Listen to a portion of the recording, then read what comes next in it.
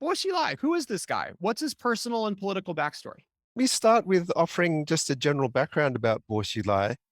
I guess the first point about understanding why and how it became such an important feature in Chinese politics in the mid 2010s is his background. And the thumbnail description of Bo Xilai is that he was a princeling. In other words, he was one of the children of one of the leaders who rose to power with Mao Zedong during the Cultural Revolution. And that gave him a particular special status in Chinese political life. And that partly helps to explain why he became such an important figure in the mid-2010s. So he is the son of Bo Yibo, who was a revolutionary who became a major financial official in China after the founding of the PRC. He is the second, I believe, of four children. And so he grew up in that very strange, rarefied atmosphere that princelings grew up in Beijing during those years. I think in one sense, it was an extremely privileged background in the sense that you were in or around Zhongnanhai, the party compound. Most of your friends, most of your classmates had similar official backgrounds.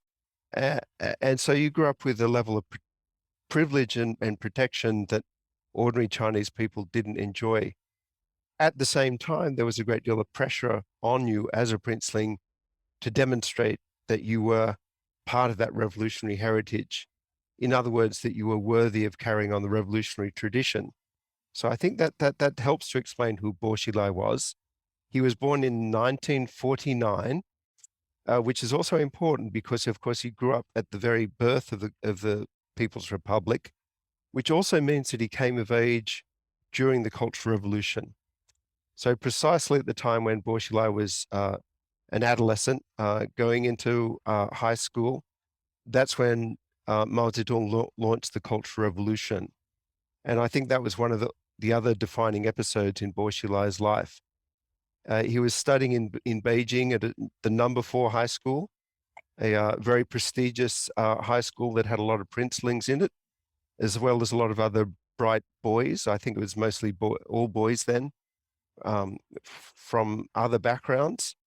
And when the Cultural Revolution broke out, when Mao Zedong ordered young students to become Cultural Revolution radicals, Red Guards, pursuing his agenda of cleansing the revolution of traitors and turncoats, number 4 school was one of those places where a number of those Red Guard groups emerged. And Bo Xilai wasn't necessarily in the center of all that action, but he was certainly a witness to it and ultimately suffered from it as well. He'd also spent 4 or 5 years in a re-education camp. I think it's called Camp 798, which was specifically for the re-education of errant princelings.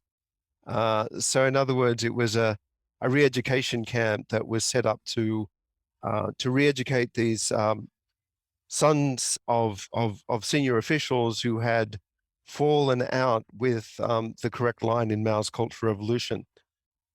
So after that, he then works in a factory in Beijing for a few years.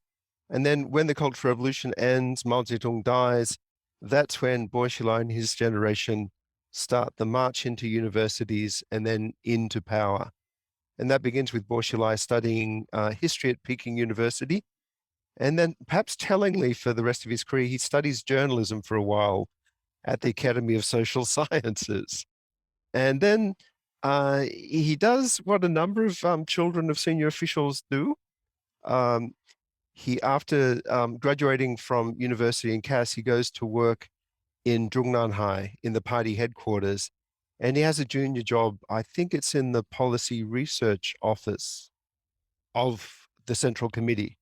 So in other words, the policy formulation office of the party leadership. So that brings us, I think, to the early 1980s. And then Bo Xilai, like somebody else we're going to mention, makes a kind of unusual decision. He decides to head right down to the grassroots of power in China, down to the county level to become a local official. And in his case, he is assigned to work in Liaoning province in northeast China, which becomes his base for the next 2 decades, more or less.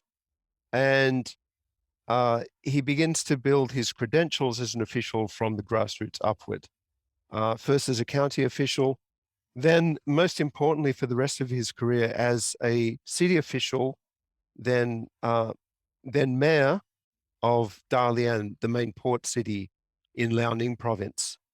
Now, I mentioned this unusual choice of going down to the grassroots to work at that point. Another then obscure princeling official who did the same was called Xi Jinping. And so at about the same time that Bo Xilai is heading to Liaoning province to start his career, to burnish his credentials as an official from the grassroots upward, Xi Jinping is doing the same thing, first in Hebei province and then over in Fujian on the coast as well. So the two of them have parallel careers that take them through their respective provinces. It's funny this move's like, you're at the fancy school, you go to PKU, you hang out with the central committee for a little while, and then it's like your 2 years of TFA, or you're like you're Pete Buttigieg, like I served in the military type thing. It's like, you're checking your box of going out with the people. I always found that to be like an interesting little parallel, Yeah, the kind of credential building. But it's like you're patterning yourself on Mao, right? Back in the 20s and 30s. yeah, there is that, and I think especially during the late 1980, the early 1980s, sorry, rural China, provincial China was where the action was. Sure. So, what we come to know as reform and opening up really begins with reforms in the countryside, the huge growth in rural enterprises as well. So if you're a young, ambitious official, part of you wants to be there, part of that process. I think that helps explain it as well.